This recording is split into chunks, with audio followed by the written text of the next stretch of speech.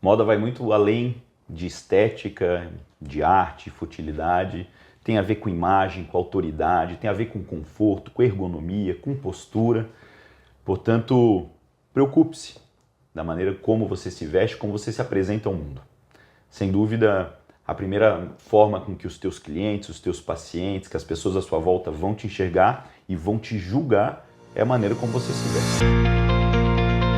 Olá pessoal, bem-vindos a mais um Entre Vértebras. Hoje estou com um amigo aqui especial que é o Marcos Bernardino, alfaiate da Dom Bernardino. Caminhamos e trabalhamos juntos aí há alguns anos, cuidando já da minha imagem pessoal. E hoje vai ser um bate-papo um pouco diferente, não vamos falar apenas de saúde, coluna, mas falar de imagem, falar de vestimenta, falar um pouco de moda. Sem dúvida, todo mundo que se expõe, tanto na rede social quanto na vida real, precisa saber como se vestir, precisa saber como se portar.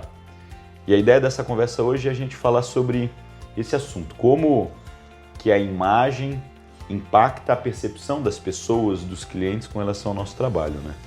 Sem sombra de dúvida. Bom, Antônio, é bom te ouvir. De fato, essa semana até a gente trocou uma imagem bem embrionária lá do início de tudo e assistir essa tua caminhada de imagem é uma coisa muito bonita e que eu já ouvi de várias pessoas a respeito, inclusive. Bem, a imagem, ela tem uma voz muito alta e ela chega primeiro, né? Ela é a que de fato abre a porta. Então, de forma consciente ou inconsciente, ela falará por si só, ou seja, ela vai dar um briefing, um resumo da expectativa do profissional que você é. Perfeito. A gente muitas vezes que se questiona, e essa é uma pergunta que eu faço para você: moda é fútil? De forma alguma. Talvez a visão sem muita informação acerca da moda, o estereótipo que as pessoas têm relacionado à moda, sem dúvida vai parecer fútil. Quando você só faz um recorte de um runway, né, de um desfile, ou de algo muito conceitual, pode parecer fútil. Mas na verdade a moda tem uma importância histórica muito grande, uma importância social absolutamente relevante, e depois tem os desdobramentos, que são da autoestima, da performance, da personalidade, do reconhecimento externo do que você é por dentro e por fim a questão econômica, né? A moda, ela tem um impacto econômico enorme em qualquer economia do mundo. Então é impossível um país viver sem a movimentação monetária que a moda traz. Empregos, uma série de outras coisas em grandíssimo volume que tem um impacto na sociedade nada fútil, absurdamente relevante. Eu penso que mesmo alguém que venha de uma classe socioeconômica mais baixa, que talvez pense, poxa, o que eu tenho a ver com moda? Eu uso a roupa que eu tenho e não vou para o shopping. Muitas vezes a gente pensa em moda na alta costura, em marcas caras, ou então às vezes naquele exagero, naquela coisa quase artística do desfile, né? Mas mesmo alguém que está buscando um emprego, uma pessoa desempregada que está procurando um trabalho, ela precisa se vestir minimamente adequada para ela conseguir determinados empregos. Ela não pode chegar sem camisa, claro, sem camiseta, né, de torso nu, ou com uma roupa amassada, abarrotada, com cara de desleixo, porque isso talvez já diga muito para a empresa que está interessada em contratar alguém, né? Isso. Então, o impacto da moda, ela não tem a ver com classe social ou não. Primeiro, quando você tem uma questão eventual, né, por mais avesso que você seja à moda, existem alguns protocolos que é muito importante seguir, né? Até alguns protocolos de respeito mesmo. Alguns ambientes eles exigem algum tipo de mínima produção, né? De mínimo cuidado. Esse aspecto que você citou como passadoria, tudo isso é muito importante para você respeitar aquele lugar que você foi convidado ou que você precisa apresentar e demonstrar algo. Então, o aspecto do impacto da moda, ele é muito amplo, porque ele não está ligado apenas a uma produção ou a uma alegoria, ele está ligado a convívio social mesmo. Então, assim, quando você se veste para ir à academia, além da questão funcional, você também está preocupado com a cor, né? Você também está preocupado com o tipo de tecido. Não é só por uma questão operacional. Quem vai estudar isso, desenvolver e colocar disponível é a indústria da moda. Moda. Legal. Falando sobre funcionalidade, até onde eu consigo ser ajustado, ajeitado, bem arrumado, sem perder funcionalidade, sem eu ficar engessado dentro da roupa? Ótimo. Primeiro aspecto é caimento, né? Então, a coisa fundamental é o tamanho. A alfaiataria, ela prevê isso. Então, essa roupa precisa prever movimento, ela precisa entender qual é a ergonometria da ação que precisa ser realizada, se você senta, se você se levanta, caminha, qual é a atividade a ser executada com aquela roupa. Algumas roupas, sobretudo dentro da alfaiataria, não podem ser destinadas a determinadas atividades. No âmbito geral, a tecnologia têxtil evoluiu muito. Então hoje é possível você usar um terno, por exemplo, no sol, com tecnologia, uma tecnologia chamada Cool Effect, que é uma tecnologia de resfriamento. Então, um tecido tão tecnológico, ele é feito pela estratosfera da alfaiataria do mundo, uma das maiores marcas de tecidos do mundo, que você está mais fresco de paletó do que sem. Então, mesmo que ele for escuro, já existe uma tecnologia, já tem alguns anos, que é uma tecnologia de resfriamento. Então, você fica mais frio de paletó do que sem. Então, é possível, com algum tipo de assessoria técnica, alguém para te orientar nesse sentido, você ter o melhor dos dois mundos. Isso é incrível, né? Muitos colegas médicos vivem um dilema, que é como eu demonstrar autoridade por meio de como eu me visto. Por outro lado, a gente não quer parecer nem o doutor do cinto brega e nem alguém que seja uma farsa. No fim, a gente quer que a nossa competência fale pela gente muito mais do que só a nossa imagem. Como eu conseguir mostrar para o meu paciente a minha competência por meio da minha imagem? Primeiro que o cuidado ao vestir-se, ele mostra um cuidado pessoal mais amplo. Então, se você é cuidadoso com o que você fez anteriormente a receber aquela pessoa, ela já vai comunicar que existe ali um preparo, né, prévio para a recepção dessa pessoa. Esse é o primeiro ponto. Então, eu me vesti para receber. Eu me importo. Eu me importo, eu estou disposto a viver isso de forma especial com você, como eventos, né? Então, esse primeiro ponto de ter uma movimentação prévia para receber, você já dá uma pessoalidade muito maior para aquele atendimento. Depois, você demonstra personalidade, mas deixa muito claro de que o protagonista daquela ação, considerando que está envolvido, que são aspectos da saúde, e eu acho que esse acolhimento e ouvir é algo muito interessante, né? Porque a pessoa está ali justamente para poder desabafar acerca daquilo que a incomoda. É preciso ter um vestuário mais limpo, né? Então, elegante, limpo, para que o que vai se cernear aquela fala é ainda a dor oposta. E o que tem ali é basicamente um terreno mais limpo e fértil para se desenvolver. Então, eu sempre primeiro bato na tecla da personalidade. Então, as pessoas hoje contratam personalidade.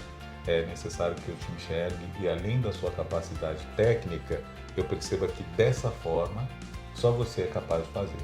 Isso só se dá através da personalidade. Se eu não te conheço, eu preciso olhar para você e entender alguma personalidade. Não só na sua fala, porque antes de você abrir a boca, eu já preciso estar sugestionado àquela audição. Preciso estar disponível a te ouvir. Porque senão você vai fazer um caminho muito longo de convencimento que às vezes não precisava. Eu preciso falar 5 minutos para garantir que você não partiu da estaca zero, estava no menos 5, aí agora chegou na estaca zero. Então, a partir daqui, eu vou conseguir ouvir. Então, a palavra é equilíbrio, né? Então, fazer com que a sua imagem soe, de fato, de forma muito prática, aquilo que você entende que significa o seu trabalho. Autêntica, né? No fundo, eu preciso mostrar para quem... Eu preciso estar confortável comigo mesmo, do jeito que eu me visto, para que eu possa mostrar autenticidade e não mostrar que eu estou vestindo um personagem. Também eu acho que isso uma preocupação que muita gente tem, né? De às vezes assim, porque disseram que para eu ser um médico bem visto ou para eu ter pacientes de bom padrão, eu tenho que botar um terno. Mas eu não me sinto bem com esse terno, aí eu me sinto uma personagem. E isso vai transparecer também para o meu cliente, para o meu paciente, que ele vê que eu estou vestindo algo que não é meu, né? Então eu acho que um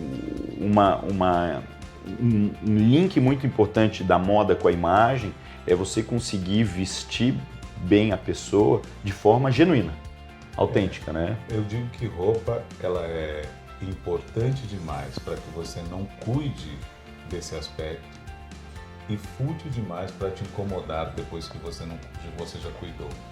Então, a partir do momento que você resolveu isso, a roupa não pode ser um incômodo para uma realização muito mais palpável, muito mais importante. Estar preocupado com a tua camisa quando você está ouvindo um relato de vida completamente importante não pode acontecer. Estar preocupado com o teu sapato enquanto está em jogo ali é algo muito mais fundamental, não pode tirar a sua atenção. Então, por isso é que se faz uma preparação, né? Um cuidado prévio para garantir que isso não aconteça.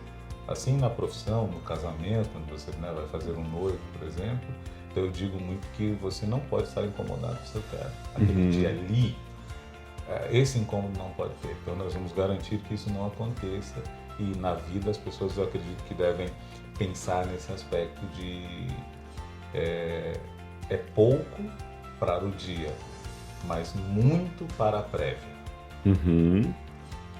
Falando em cômodo, muita gente se sente, às vezes, por roupas justas demais, às vezes um colarinho muito apertado, a pessoa se sente travada e isso acaba atrapalhando a ergonomia e até impactando na postura da pessoa por uma roupa que não está bem ajustada. Como eu garantir que a roupa seja um auxiliar, um aliado da nossa postura? Muito bem. Bom, primeiro, tomar tempo para experimentar roupas, né? As pessoas têm por hábito, pela manhã, vestir a calça de forma muito rápida, depois que já compraram, muito rápida e já viverem o dia e passam aquele dia todo com aquele incômodo, né? Se, já pensando o teu acervo, você tiver tempo para vestir tua roupa com cuidado, primeiro vendo se ela não tem manchas, rasgos, né? Que é o início da coisa. Depois, se o tamanho está bom, se movimentar um pouco, entender um pouco a dinâmica do teu dia e aí se movimentar. Se vestir, isso parece que vai durar muitos minutos, né? Não deve durar mais de 1 minuto. Se você dedicar 1 minuto, ao invés dos 4 segundos que você veste a calça, para entender se você consegue se movimentar, se você consegue sentar com tranquilidade, se você caminha com tranquilidade, 1 minuto do seu dia na tua calça. A mesma coisa para a camisa, a mesma coisa para o paletó, enfim, independente do que você vai. Só esses 3 minutos de ouro vai garantir 10 horas de satisfação no teu dia. Então, 3 minutos versus 10 horas. Talvez nem seja esse o tempo que as pessoas destinam à vestimenta, né? Veste-se de forma operacional. Então, coloca, põe pronto. Ali, põe pronto. Então, a primeira coisa é o cuidado. Veste a calça com cuidado, fecha o zíper com cuidado, prenda o botão para você descobrir que aquele botão está saindo, que o zíper estragou. Então, essas coisas todas que você faz previamente garantem que você tenha um dia melhor. Depois, se você tiver condições, aí tem a questão de você fazer as roupas sob medida, porque aí você de fato zera essa questão do incômodo, porque o alfaiate que for te receber, ele vai entender um pouco do seu dia a dia e de quais são as rotinas que você precisa exercer com aquela roupa. E por fim, a roupa adequada para a ação adequada. Por exemplo, está um dia muito quente, alguns tecidos sintéticos, quase a maioria, são muito desconfortáveis. Então, mesmo que o caimento estiver bom, o aspecto, ele será muito quente e desconfortável. Se você está num ambiente externo, eu sugiro que você procure usar tecidos puros, né? Linhos, algodão, lãs frias, todos esses tecidos têm uma troca calórica muito mais ampla, então te dão maior conforto. Às vezes, quando o conforto não é na ergonometria, no movimento, ele será na troca calórica. É uma roupa muito quente. Então, te interrompendo, existe uma superioridade de tecidos orgânicos comparado com os sintéticos? Sem sombra de dúvida. Sempre a lã ou até o algodão vão ser melhores do que o poliéster, por exemplo, de uma forma grosseira? Sem sombra de dúvida. Tecidos puros, eles são superiores. Isso é histórico, é secular, né? Basta você fazer uma analogia simples. A nossa geração, talvez, Antônio, ela seja a última que herda a roupa dos familiares. Nossos filhos dificilmente vão herdar. É tudo mais descartável, né? Essas roupas, elas têm um tempo muito curto de uso, pelo uso costumaz de tecidos sintéticos, né? Então, mesmo se você for muito leigo, mas sabe-se que linho, lã, seda, couro, esses tecidos são muito duráveis e você precisa repor muito pouco, né? E por conta da permeabilidade desses pelos ou dessas fibras, elas têm uma troca calórica maior, então a amplitude térmica é enorme, né? Elas têm uma durabilidade maior, pouco ou quase nenhum desbotamento. Então, você não precisa repor tanto. De fato, nem todos os tecidos com poliéster são ruins, mas todos os tecidos com lã ou 100% lã são bons, por exemplo. Legal. Uma última pergunta que eu quero te fazer. Muitas pessoas têm uma deformidade, é um pouco corcunda, tem uma barriguinha, e sente vergonha disso. Eu consigo, por meio da roupa, melhorar essa estética e aparência da pessoa para ela se sentir mais confiante? Essa, inclusive, é uma das missões da alfaiataria, né? Quando a gente lida com autoestima, então a ideia da roupa no corte sob medida é evidenciar o que a pessoa gosta e camuflar, esconder o que a incomoda. É absolutamente possível, independente do biotipo. Isso é um cuidado que todo alfaiate deve ter numa conversa prévia. É por isso que nós fazemos uma alfaiataria chamada bespoke, que é de bespoke, que é de falar sobre, entender qual é esse incômodo e a partir dali desenvolver essa peça não só para que ela caiba, mas sobretudo para que ela vista. Muito bom. Essa é uma missão mesmo da alfaiataria quando ela tem essas premissas de fazer com que essa roupa traga outros aspectos para a pessoa, orgulho, enfim, né? Às vezes a roupa sob medida é uma conquista para essa pessoa, dependendo do investimento. Então aquilo tem que ter esse impacto e precisa vestir bem. É interessante que, no fundo, a gente não consegue padronizar os corpos, né? A gente tem números, né? PMG, 42, 44, 46, mas nem todo mundo cabe dentro de um número. Os corpos são tão diferentes e isso é tão bonito, existe beleza nessa diferença de corpos, né? A tendência hoje da moda, da estética mais do que da moda, é querer padronizar o rosto, né? Hoje mulheres todas com o mesmo perfil de rosto, muitas vezes padronizar as roupas, né? Também dos homens, mas eu acho que o bacana da moda e da estética é exatamente conseguir valorizar as diferenças e não convergir todo mundo para uma mesma cara, tanto estética quanto de roupa, né? Isso em geral está ligado a uma coisa chamada tendência. Né? Então, em recortes de tempo, determinados tipos de coletes, determinados tipos de paletó, de calças e camisas foram tendência. Então, um sem número de pessoas aderiram àquela tendência e você consegue ver nas fotos, nos vídeos do passado, quem mergulhou fundo naquela tendência. Tem às vezes com identificação também. Então, às vezes as pessoas se identificam com aquilo, faz parte de uma tribo, enfim, e adere àquilo. Tendências são superficiais, então eu acho que você não deve nunca mudar seu guarda-roupa inteiro para aquela tendência. Se ela conversa com você, tudo certo, você pode comprar algumas peças que você se reconhece, né? Agora, me preocupa quando você embarca em todas as tendências. Né? Falta então, personalidade, né? A roupa do verão é essa, né? O hit é esse e tal. Isso é uma armadilha de mercado. Né? Não se deve embarcar em todas as tendências. Algumas conversam com você. Quando você mantém, fazendo um paralelo com o que você faz, quando você mantém uma coluna vertebral de estilo, ao redor dela você pode até ter alguma variância, mas o centro sempre será aqui. O centro do seu estilo é esse, porque vão passar os anos e você vai olhar que houve um amadurecimento da sua imagem, mas desde o início você já tinha uma tentativa de chegar até ali. Já conversava com você. Quando a gente fala de sustentar uma roupa, isso é de dentro para fora. Como você disse no início, eu já me sinto bem de paletó. E aí aquilo só traz benefícios, não deve trazer incômodo. Então, em resumo, tendências, em geral, elas acabam impactando quem está indo em busca de uma personalidade. Identidade, né? De uma personalidade, de uma identidade. Legal. Marcos, você tem alguma pergunta para fazer? Tem sim. Duas coisas, né? A gente também faz muito feminino lá. Então, em geral, quando a mulher vai provar um terno, por exemplo, ela usa um salto, né? Queria entender um pouco do impacto do uso do salto, né? E em geral usa-se com roupa de alfaiataria. E também, por experiência própria, eu percebo que as bolsas femininas e mochilas também masculinas começam a ficar cada vez maiores, né? Preciso andar com o computador, o dia múltiplo, né? Então às vezes saio, vou para academia e preciso levar minha vida ali dentro dessa bolsa. Como é que isso impacta a saúde da coluna? Boa pergunta, e é uma pergunta que fazem muito para a gente no consultório, em rede social. De forma geral, o salto alto não é um problema para a coluna. Qual que é a ideia do salto? Ele joga a mulher para frente ao ficar na ponta dos pés, isso faz com que ela contraia a panturrilha, empine o bumbum, que ao capotar para frente ela precisa jogar as costas para trás, isso acentua a lordose. Então o salto foi desenvolvido para tornear o corpo da mulher, deixando a panturrilha mais evidente, o bumbum mais empinado. A gente entende que ele veio pela moda, não é uma roupa funcional.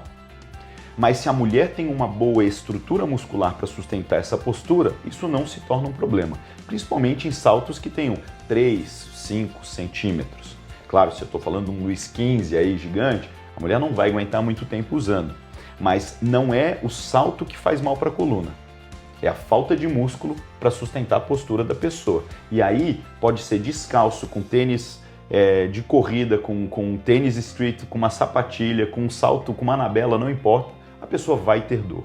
Então, ninguém fica com desvio postural, com uma escoliose, com uma hipercifose por causa do salto. Importante é ter estrutura muscular para sustentar essa postura. Mulheres que precisam usar salto alto no dia a dia, naturalmente, porque o trabalho exige, precisam de uma atividade física regular e eu recomendo que em casa caminhem descalça, para fazer um equilíbrio, fortalecer a musculatura intrínseca do pé, ajustar e alongar essa musculatura que foi estimulada ao longo do dia. Muito bem. Bolsa. A mulher consegue botar a casa inteira dentro de uma bolsa. Aquilo que era para caber a carteira e o celular, cabe a maquiagem, cabe um monte de coisa que eu nem faço ideia, e muitas vezes ficam muito pesadas as bolsas. Se essa bolsa é utilizada para sair do carro e chegar no trabalho, sair do trabalho, passar no mercado e voltar para casa, que a mulher carrega essa bolsa por 15, 20 minutos, ela não vai se tornar um problema. Agora, se passa o dia em pé carregando uma bolsa só de um lado muito pesada, pode começar a ter dor nas costas. Isso vale também para a mochila, que muitas vezes carrega notebook, e aí ela passa a ter mais de 4, 5 quilos, e se eu uso isso ao longo de muito tempo só de um lado, só uma alça, eu vou ter sobrecarga muscular. A mesma coisa vale, fazer exercício físico de fortalecimento me ajuda a equilibrar e me dá uma estrutura que suporte mais tempo esse tipo de acessório. E aí eu começar a pensar também em ergonomia, usar, por exemplo, uma mochila com notebook nas duas alças, vestir ela inteira e não só pendurada de um lado. A mulher vai usar uma bolsa, se for uma bolsa que precisa caber muita coisa, pensar talvez aí em uma alça maior, em que ela transpasse de um ombro usando pelo outro lado, e isso vai fazer um equilíbrio maior de distribuição de força do que apenas num único lado, um único ombro. Então aí também existem maneiras que a própria moda, junto com a parte aí da saúde, podem convergir para garantir que ela possa estar bem vestida, de uma forma funcional, mas também saudável. Muito bem. Isso, juntar essas duas coisas, né? Ter uma preparação prévia, acho que, né, sem redundância, mas ajuda muito você ter um dia melhor, mais produtivo mesmo. Então, ter o hábito de conseguir juntar as tuas peças no dia anterior, por exemplo, ou na manhã do dia, com alguma previsibilidade de como vai ser o seu dia, acho que ajuda muito em você manter uma imagem, né, que vai durar o dia todo, porque às vezes você não consegue escolher qual é a espécie do compromisso que você vai ter. Então, se ele surgir, você está preparado, né? Eu brinco que Às vezes na padaria, quando a gente fala de imagem, pode ter o network, né? O business que vai mudar a tua vida. Então, conforme você está vestido mesmo lá, vai impactar. Agora, você não precisa estar lá na padaria de terno ou de colete e tal. Mesmo se você está com tua roupa de ficar em casa ou com tua roupa de treinar, algumas coisas são inegociáveis, como se ela tem rasgos, bolinhas, desbotamento, se o tamanho está correto, né? Se ela é para o que é, então preciso caminhar, ela tem um aspecto, preciso, por exemplo, agora gravar algo, ela tem um outro aspecto. Então, ter esse cuidado, que é bem simples, na verdade, vai garantir que você tenha uma imagem muito potente, independente da atividade que você está. Porque você pode estar correndo lá no Parque Barigui, por exemplo, e então, né, encontrar um paciente, né? Então, se você estiver com a roupa, com a camiseta do Senhor Batata, aquilo vai impactar, vai depor claro, contra você, sim, porque aí a coisa do personagem parece que vem à tona, né? Sim. Então, nossa, são pessoas, as pessoas falam às vezes, são pessoas distintas, né? Isso. Você é o que é o tempo todo. Então você tem esse cuidado. Você se entende como um homem discreto, então tudo certo. Mas essa tua camiseta preta tem uma boa gola, tem uma manga com comprimento bom, esse tecido, como está, como ele envelheceu. Você fez uma pesquisa de mercado para entender que esse é o melhor algodão para o que você procura. Você tem feito reposições costumazes, ou seja, toda vez que você precisa de uma camiseta preta com bom aspecto, você precisa ir ao mercado comprar. Ou então as camisetas não estão durando. É necessário olhar com mais cuidado para isso, parar, estudar um pouquinho ali, rápido, né? E resolver isso. Você vai ter boas camisetas para sempre. O teu único caminho é o jeans, então é preciso pensar um pouco mais, jeans, né? Num jeans que seja de um bom tecido, que tenha uma boa lavagem, que tenha um bom caimento, para que você não fique repondo. E não faz sentido você ter no guarda-roupa 10, 15 calças jeans, né? Independente do quão múltipla for a sua vida, provavelmente 5 ou 6 te atendam um homem adulto com muita tranquilidade. A partir daí são caprichos que podem existir, mas que não serão a coluna vertebral do seu guarda-roupa. São peças para um show, para algo, outra coisa, né? Não é para a vida aqui real. O planejamento vai resolver isso. Excelente. Moda vai muito além de estética, de arte, futilidade, tem a ver com imagem, com autoridade, tem a ver com conforto, com ergonomia, com postura. Portanto, preocupe-se da maneira como você se veste, como você se apresenta ao mundo. Sem dúvida, a primeira forma com que os teus clientes, os teus pacientes, que as pessoas à sua volta vão te enxergar e vão te julgar é a maneira como você se veste. Prazer conversar contigo, Marcos. Tamo junto. Foi um prazer também. A sua audiência é uma audiência que nós temos muito apreço, muito respeito e assim como tudo que você faz. Valeu.